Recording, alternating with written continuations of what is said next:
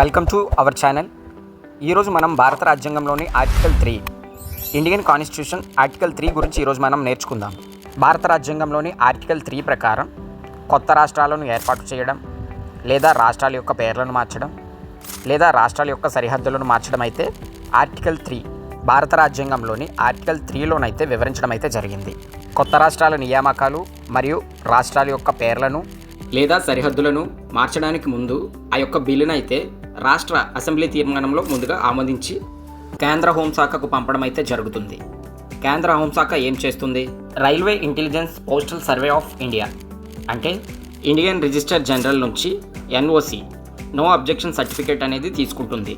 ఆ తర్వాత రాష్ట్రపతి సిఫార్సుల మేరకు అంటే ప్రెసిడెంట్ ఆమోదంతో ఆ బిల్లుని పార్లమెంట్లో ప్రవేశపెడతారు.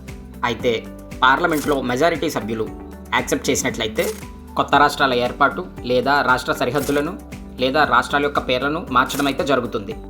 ఇది మనకి భారత రాజ్యాంగంలోని ఆర్టికల్ 3లోనైతే వివరించడం అయితే జరిగింది. లా తెలుసుకోండి. For more legal and latest interesting updates subscribe to our channel. Thank you.